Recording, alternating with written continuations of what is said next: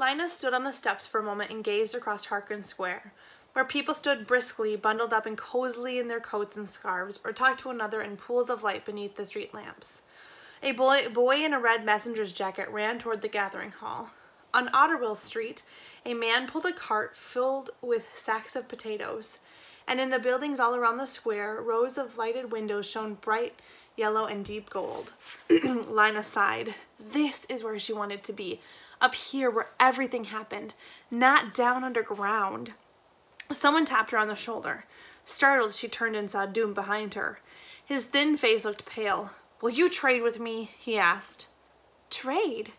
Trade jobs? I don't want to waste my time being a messenger. I want to help save the city, not run around carrying gossip." Lina gaped at him. "You'd rather be in the pipeworks?" "Electrician's helper is what I wanted," Doom said. "But Chet won't trade, of course. Pipeworks is second best." "But why?" "Because the generator's in the pipeworks," said Doom. Lina knew about the generator, of course. In some mysterious way, it turned the running of the river into the power for the city. You could feel its deep rumble when you stood in Plumber Square. "I need to see the generator," Doom said. I have ideas about it." He thrust his hand into his pocket. "So," he said, "will you trade?" "Yes!" cried Lina. "Messenger is the job that I wanted most." And not a useless job at all, in her opinion. People couldn't be expected to trudge halfway across the city every time they wanted to communicate with someone. Messengers connected everyone to everyone else. Anyway, whether it was important or not, the job of messenger just happened to be the perfect for Lina. She loved to run. She could run forever, and she loved exploring every nook and cranny of the city, which was what the messenger got to do. "All right then," said Doom. He handed her his crumpled piece of paper, which he must have retrieved from the floor. Lina reached into her pocket and pulled out her slip of paper and handed it to him. "Thank you," he said. "You're welcome," said Lina. Happiness sprang up in her, and happiness always made her want to run. She took the steps 3 at a time and sped down Broad Street toward home. Chapter 2. A Message to the Mayor. Excuse me. Lina often took different routes between school and home.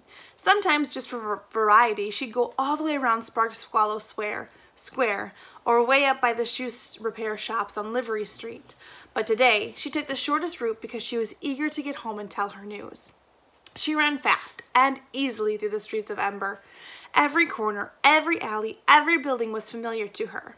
She always knew where she was, though most streets looked more or less the same. All of them were lined with old 2-story stone buildings, the wood of their window frames and doors long unpainted. On the street level were shops, and above the shops were apartments where people lived. Every building at the place where the wall met the roof was equipped with a row of floodlights, a big cone-shaped lamp that cast a strong yellow glare. Stone walls, lighted windows, lumpy muffled shapes of people. Lina flew by them. Her slender legs felt immensely strong, like the wood of a bow that flexes and springs. She darted around obstacles, broken furniture left up for the trash heaps for scavengers, stoves and refrigerators that were past repair, peddlers sitting on the pavement with their wares spread out around them. She leapt over cracks and potholes. When she came to Hafter Street, she slowed down a little. This street was deep in the shadow. 4 of its street lamps were out and had not been fixed. For a second, Lina thought of the rumor she had heard about the light bulbs, that some kinds were completely gone. She was used to shortages of things, everyone was, but not of light bulbs. If the bulbs for the street lamps ran out, the only lights would be left inside the buildings. And what would happen then? How could people find their way through the streets in the dark? Somewhere inside her, a black worm of dread stirred. She thought about Doon's outburst in class. Could things really be as bad as he said? She didn't want to believe it. She pushed that thought away.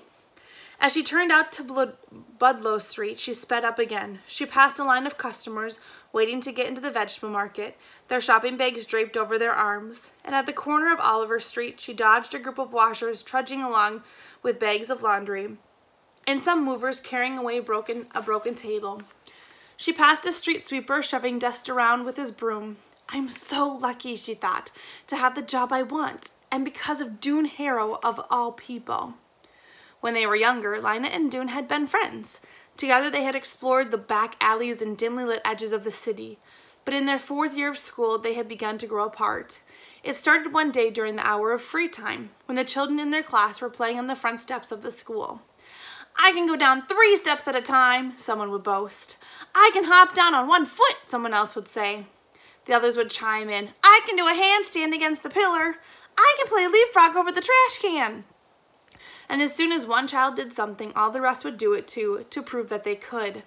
Lina could do it all, even when the dares got wilder.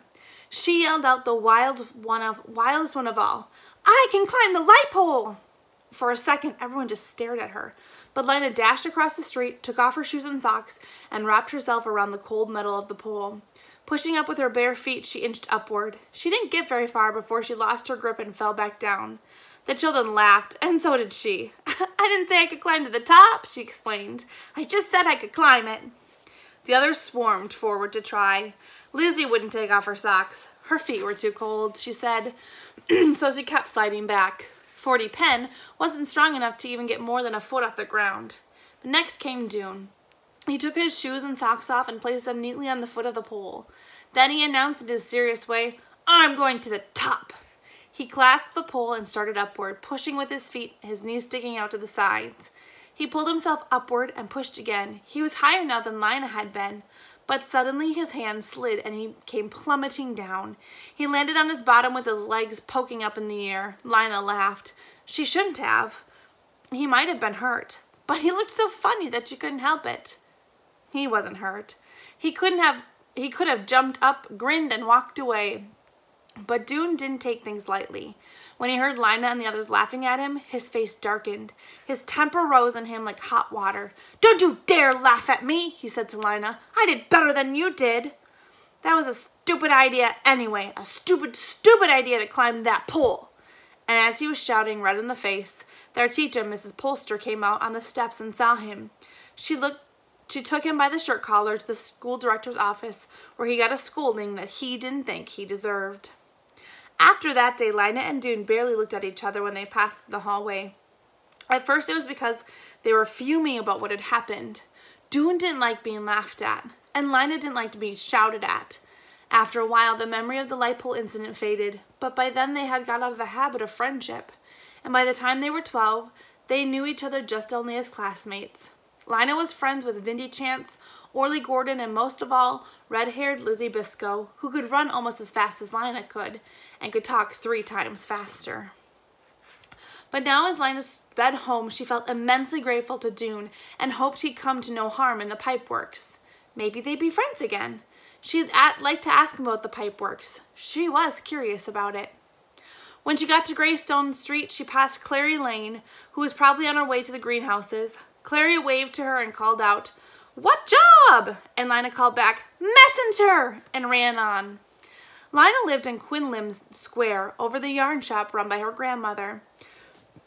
When she got to the shop, she burst into the door and cried, Granny, I'm a messenger.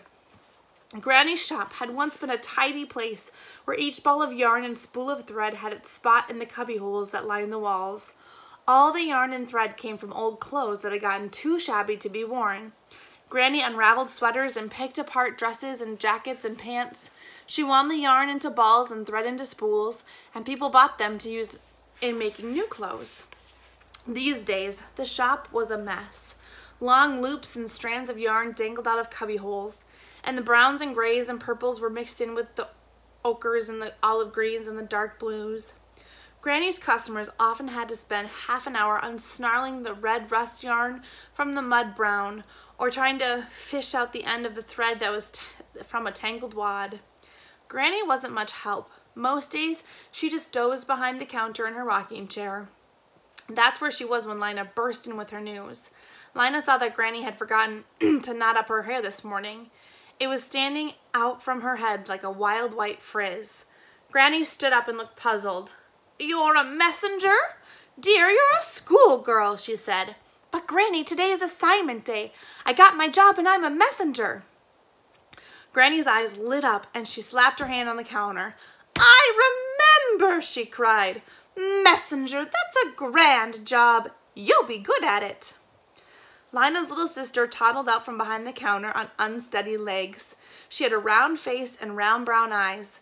At the top of her head was a sprig of brown hair tied up in a scrap of red yarn. She grabbed at Lina's knees. Lina, Lina, she said. Lina bent over and took the child's hands. Poppy, your big sister's got a good job. Are you happy, Poppy? Are you proud of me? Poppy had said something that sounded like, happy, happy, happy. Lina laughed and hoisted her up and danced her around the shop. Lina loved her little sister so much that it was like an ache under her ribs. The baby and Granny were the family she had now. 2 years ago, when the coughing sickness was raging through the city again, her father had died.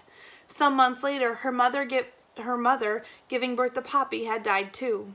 Lina missed her parents with an ache that was so strong as what she felt for Poppy, only it was a hollow feeling instead of a full one. When do you start? Asked Granny. Tomorrow, said Lina.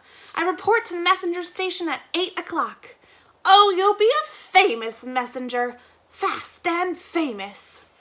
Taking Poppy with her, Lina went down to the shop and climbed the stairs to their apartment. It was a small apartment with only 4 rooms, but there was enough stuff in it to fill 20. There were things that had belonged to Lina's parents, her grandparents, and even their grandparents. Old, broken, cracked, threadbare things that had been patched and repaired dozens or hundreds of times.